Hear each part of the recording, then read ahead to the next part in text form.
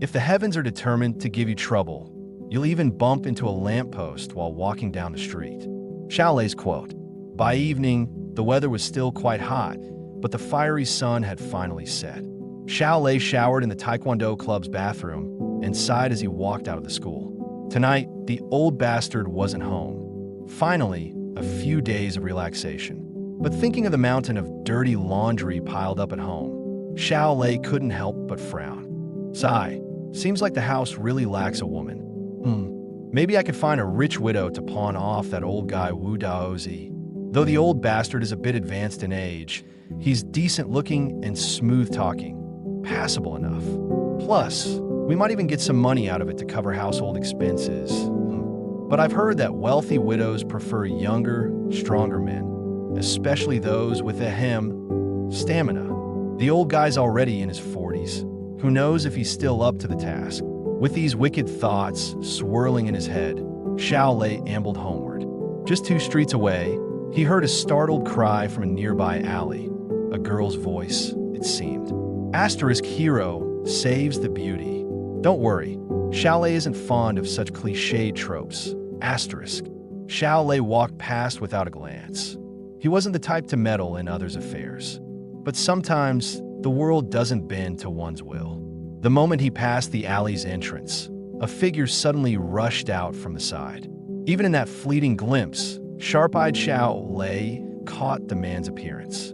It was a rough-looking man in his 30s, face twisted in panic, clutching a broken-strapped lady's handbag as he sprinted away, only to collide straight toward Xiao Lei. Without batting an eye, Xiao Lei executed a reverse 7-star step, pivoting gracefully to dodge the man, who fled like the wind. Xiao Lei's reverse treading the 7-star step is a body-lightening technique taught by the old charlatan, though it's far from the gravity-defying Qigong scene in martial arts novels.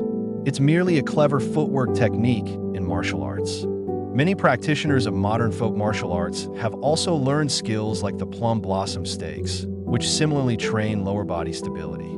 However, according to the old charlatan, this reverse treading the 7-star step was supposedly passed down by their sect's founding patriarch, Zhuge Kongming, the sleeping dragon. It said Master Zhuge excelled in the esoteric arts of Qimen Duanjia, where dun in Chinese literally means to flee. One might surmise that Patriarch Zhuge Kongming was exceptionally skilled in escape methods. Back then, Xiao Lei didn't believe a single word of the old charlatan's jumbled origin story.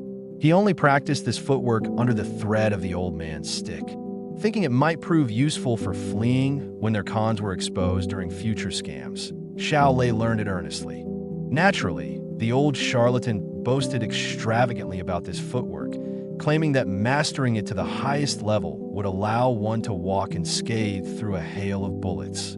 Though hyperbolic, the technique did have something uncanny about it. During the initial demonstration, the old man swiftly moved around the room using these steps while Xiao Lei tried to douse him with a basin of water. The entire basin was emptied, yet only the hem of the old charlatan's robe got slightly damp, a feat that left Xiao Lei genuinely amazed for a while. For the first time, he felt a flicker of genuine admiration for the old fraud.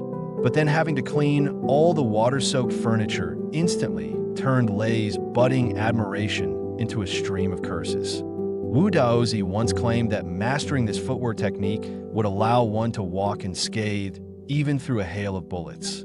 Today, after briefly employing it, Lei easily dodged the first person who suddenly bumped toward him, only to have another soft body come charging out immediately after, crashing squarely into Lei's chest. A gust of fragrant wind accompanied their full-body collision. Fortunately, Lei's sturdy frame only made him stagger back 2 steps, while the other person fell straight to the ground.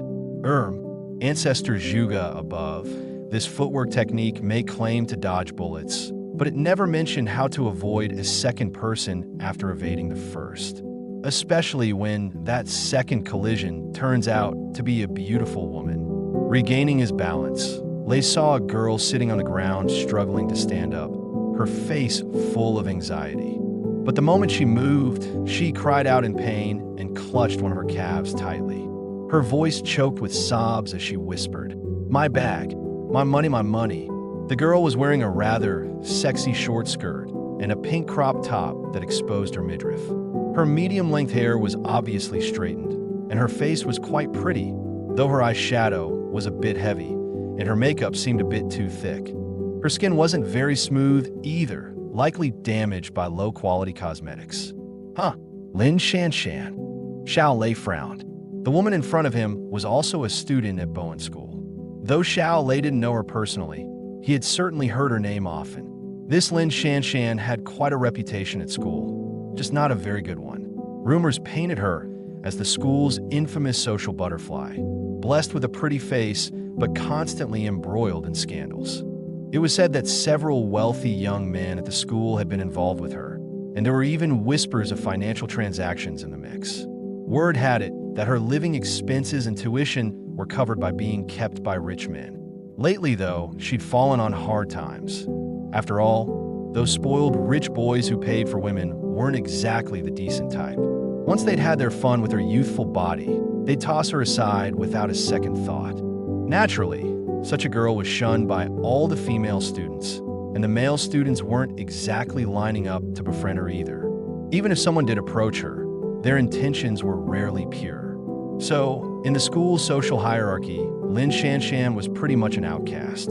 Xiao Lei wasn't too keen on dealing with people like her either, and had even overheard some rather unflattering comments about her in the past. One particularly infamous line went, "Her eyes brim with endless allure." Well, the second half was, "And between her legs lies an unfathomable abyss." Xiao Lei sighed, reached out a hand to pull her up, and asked with a frown, "Did you hurt yourself?" Lin Shanshan struggled to stand up, looked at the person before her, and whispered, "It's you. You're from our school. I recognize you. Your surname is Lei." Her face then showed a mix of anger and resentment as she gritted her teeth and said, My bag was snatched. It was a thief." Her eyes reddened and a few tears spilled out. "Inside was my rent for next month. That money was so hard for me to earn." Xiao Lei sighed, his face showing a hint of awkwardness as he forced a bitter smile. "Don't cry. The person is already far away. There's no catching up now." Lin Shanshan stomped her foot in frustration. "But that money. Xiao Lei understood she was blaming him for blocking her chase. He smiled wryly. "That money is gone for good. I'm sorry I got in your way earlier, but even without me, could a girl like you really catch up to a grown man? And even if you did, could you wrestle the bag back from him?" After stomping her foot, Lin Shanshan winced in pain, her face contorting as her legs gave way, nearly sending her to the ground. Fortunately, Xiao Lei caught her in time. "Looks like you hurt your foot," Xiao Lei sighed. He crouched down and gently pressed her ankle a couple of times. Lin Shanshan yelped twice before he let go. "Nothing serious, just a slight sprain. Rest overnight, and it'll be fine by tomorrow. Right now, though, it'll hurt.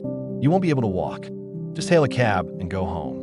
With that, Xiao Lei stood up, looking ready to leave. Lin Shanshan murmured, "Wait, could you lend me some money? My wallet was stolen." Xiao Lei patted his empty pockets and smiled bitterly. "Sorry, I don't have a single cent on me." He sighed, unable to bear seeing the girl cry in front of him, then pointed into the distance. "My place is just ahead. Why don't you come with me? I'll get some money to lend you." Lin Shanshan thought for a moment and agreed. Xiao Lei had no choice but to carefully support her with one hand all the way. The scent of her perfume kept wafting into Xiao Lei's nose, a clearly cheap fragrance that made him almost want to sneeze. The short distance took a full 15 minutes to walk. Once inside Xiao Lei's home, he casually dropped Lin Shanshan onto the sofa and said with a faint smile, "This is my humble abode. Have a seat while I get the money for you." Lin Shanshan glanced at the pile of dirty clothes on the sofa beside her, which unfortunately included a pair of underwear. Whether it belonged to Xiao Lei or Wu Daozi was unclear. Her face immediately flushed red, and she lowered her head, not daring to look again. Xiao Lei quickly fetched a few dozen yuan from his room and handed it to her, smiling. "Here, This should be enough for a taxi ride home." His tone clearly indicated he was ready to see her out. Lin Shanshan whispered a thank you and tried to stand up, but just then, an untimely growl sound was heard by both of them. Clearly, someone's stomach had rumbled from hunger. Xiao Lei looked at Lin Shanshan expressionlessly, his face the picture of innocence. He had eaten a free box dinner at the school's Taekwondo club that evening, so the sound couldn't have come from him. Do you have any dinner at home?" Lin Shanshan's face turned crimson as she asked awkwardly in a small voice. My wallet was stolen, so I haven't had dinner." Xiao Lei immediately groaned inwardly. "No money for dinner. Can't you eat at home? Does your family not even have money for food?" To be honest, Xiao Lei wasn't keen on meddling in others' affairs. He certainly had food at home, but how could he possibly turn away a girl who was asking for something to eat? But in this world, once something begins, what follows naturally falls into place step by step. After finishing a bowl of instant noodles, looking at the now completely darkened sky outside, Lin Shanshan's expression suddenly changed, revealing a somewhat bad look. She pushed the bowl forward, staring blankly at Xiao Lei as if struggling to speak. Xiao Lei sensed trouble, and sure enough, Lin Shanshan's face flushed red again as she whispered, My house keys were stolen along with my bag, and there's no one at home. It's so late now, I can't find a locksmith. Do you think I could stay here overnight?" Dots and crosses. Xiao Lei cursed inwardly, but his face remained calm as he said indifferently, "You could go to the police station to report it. Once they verify your identity, the police will help you unlock the door." Lin Shanshan immediately showed a strange expression and whispered, I can't go to the police station." "Why?" Xiao Lei finally grew a bit impatient, not expecting things to get so complicated. But Lin Shanshan's eyes reddened, her body visibly trembling before she started crying softly, tears streaming down her face. Dots and crosses, I must have forgotten to check the almanac before going out today. Ended up picking up trouble.